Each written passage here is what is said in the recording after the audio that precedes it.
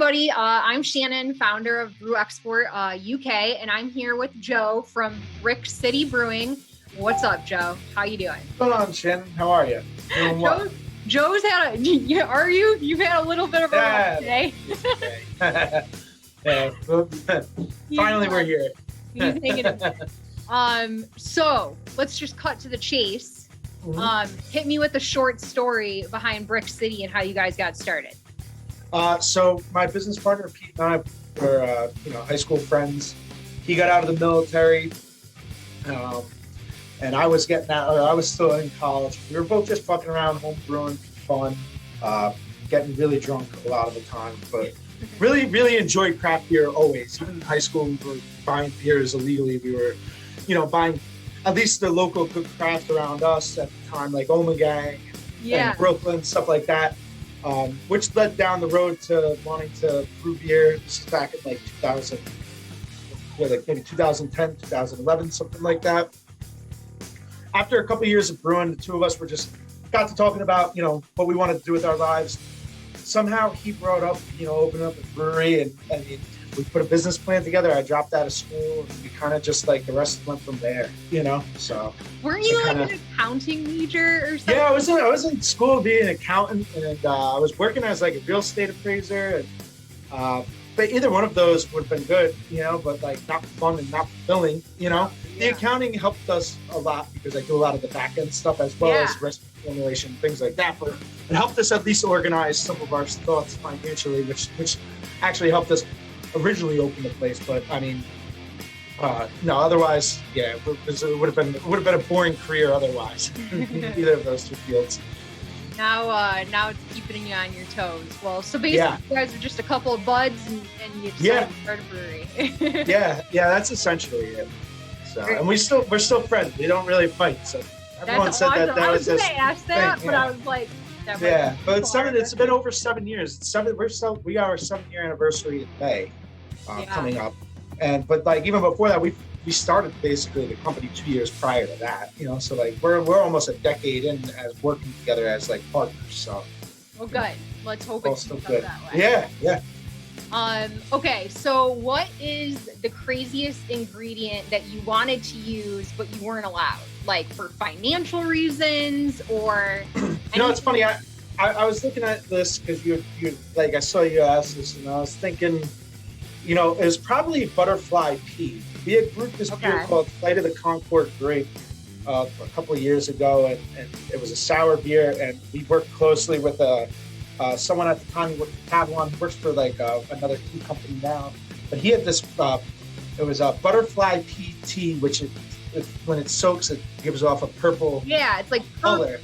Yeah, but it's not approved by the TTB for some reason. Who the hell knows? Because there's no rhyme or reason for what they approve and what they don't.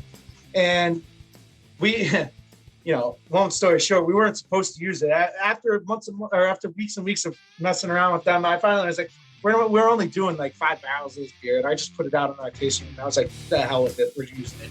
Yeah, no. And we just lied. But I probably shouldn't say that, right? Okay, so you're good. No, but it was definitely that. We've messed around with some pretty expensive materials. On pilot batches that I don't know if I would really go for.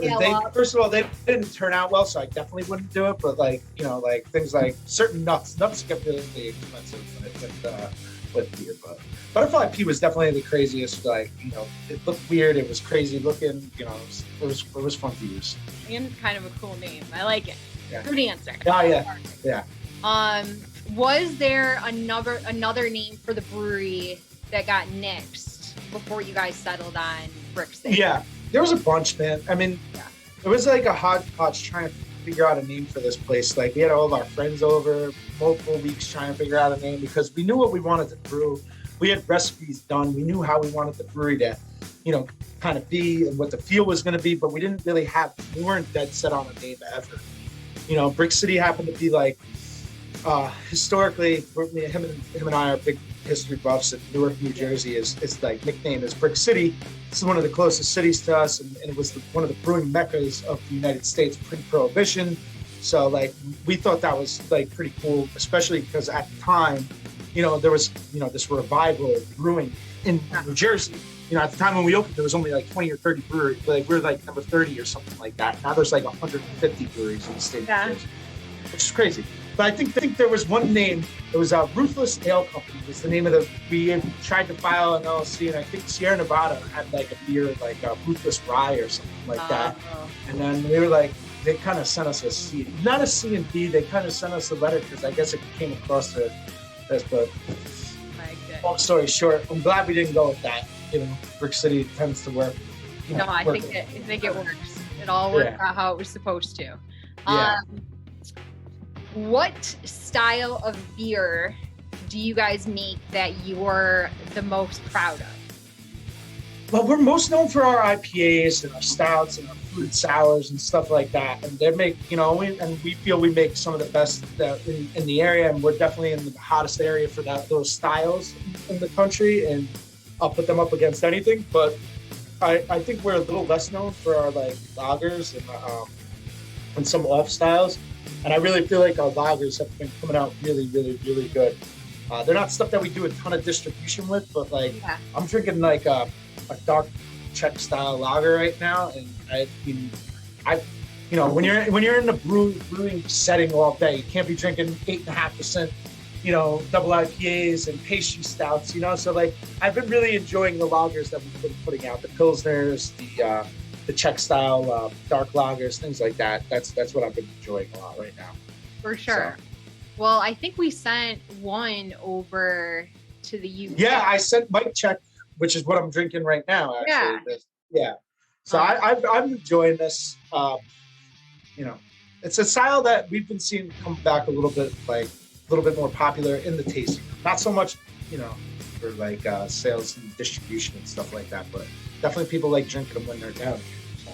No, for sure. I feel like we should mention, so Joe and his partner are going to St. Andrews, like in New York. So he's going to, everyone that's watching, you guys are, you're doing a tap takeover, and it's a vacation. But So like we reached out to Shannon and Dan over at Brew Export.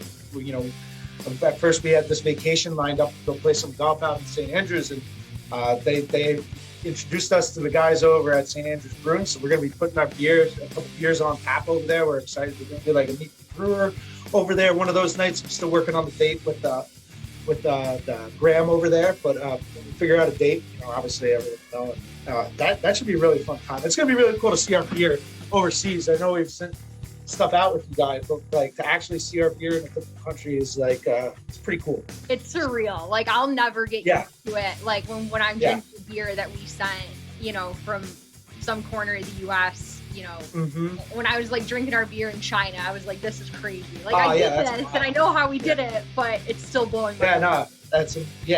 So I'm excited. I'm really excited. Plus networking, like meeting some other brewers in different countries, drinking there's nothing better than like any brewery. Like we're friends with breweries all over the country. To meet some brewers from out of the country and like sit back and throw back a few beers, talk about their issues and trials and tribulations, stuff like that, with a whole set of different circumstances. It's fun. You know what it's all about. I love it. Okay, so if you could open another Brix City location anywhere in the world, where would it be? Anywhere in the world? Anywhere. Like, don't think about cost. Don't think about anything. Like, where would you want to? Where would your dream spot be? Man, it might be standards after you get back from there. I know. I was gonna say like, Europe sounds cool just because it's so foreign and there's so much old history there. Like it'd be fun to do. But outside of the U.S., where would I want to do it? It would have to be somewhere in like maybe like in like England, the UK, the greater UK, just because of there's some familiarity with the English-speaking language. You know what I mean? Like I don't know. It seems like I've never put much thought into it. I've never really put much thought into it. Now that the question came up, I'm thinking probably somewhere in the UK. I'm sure my business partner, he's from German descent, would probably say somewhere in Germany. you know, and it's then a tough market. I know, that's what I was saying. And then I don't know how the beer market is in Italy, but I know both big Italian parts of our family, you know. Yeah, we do a little to Italy, but not they don't do too. I mean, if you're a history buff, like I would agree that England's your best bet because, like, just like people's houses there are older than the entire United States. I know. Like the age there is just like mind blowing to us. But that's why, like, you know, I was telling you before, like when we were going to come out last year for this little vacation, our plan was to, you know, be in St. Andrews for 4 days, but then we were going to drive all the way down to London.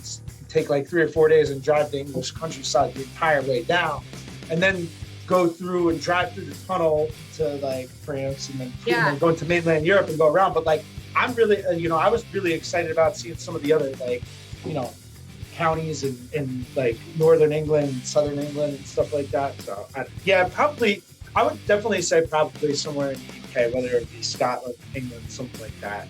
You know, we'll have to see. Yeah. What is your all-time favorite Brix City beer? All-time favorite. I like there's 2 beers that I really, really, really like that we make. Porter Authority is an original porter that we've never really changed the recipe on since we opened it. It's just a traditional like American robust porter. It's like 7%. And then the other would have to be, I would say, on the hoppier side, I really love Heady Jams. It's a double IPA that was like the second iteration of that series, the Jam series, which we do. Yeah. And it went Tasty Jams, and then Heady, or no, it was a Tasty Grateful, and then Heady was the third. And for some reason, that beer to me is like one of my favorite. The combination of the hops that we use, the ABV and the malts, you know, I don't know. It's my favorite IPA that we do. So if I was going to give you 2, it would be Porter Authority and Heady Jams, which I think I sent some Heady Jams to. I think we have some Heady Jams, so that's awesome. Yeah. What aspect of Brix City are you the most proud of? What do you mean aspect? Like, what do you mean? Like what we brew? Like, what, like, you know? It can be anything. Is it like, we've had a lot of different answers, like whether it's beer or people or the community or being an employer or. I think it's been really, really fun to, like, when we first opened this place up, we were doing everything. When I said me and Pete, my business partner, I mean, we were literally brewing all the beer. We were packaging all the beer, selling all the beer, going out, delivering all the beer, and then working the tasting room and doing the books and doing the back end.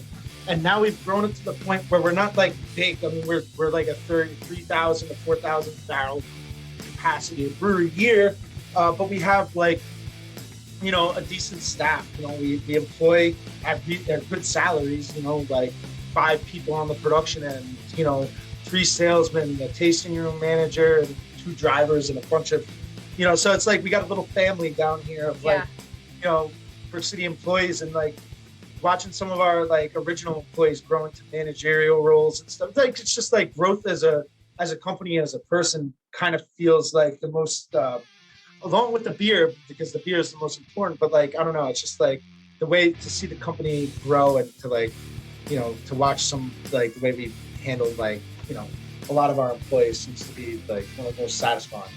No, I mean, we've seen a lot of breweries do it wrong in recent months. So the fact that you guys are doing it right and making a lot of your employees happy is definitely something to be proud of. We try. I mean, we tell them, we're like, hey man, if we're killing it, you're gonna kill it, you know?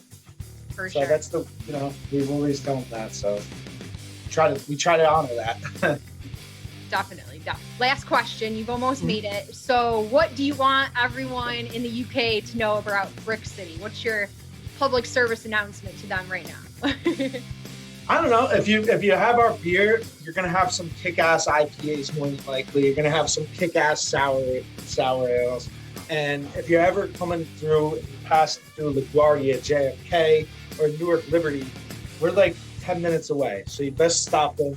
Check out our tasting room and have a couple pints while you're in the area too. While you're there, definitely try to drink our IPAs, you know? Noted. I love it. Awesome. Well, Joe, that's that's all she wrote. We're good to go. Thanks for your time.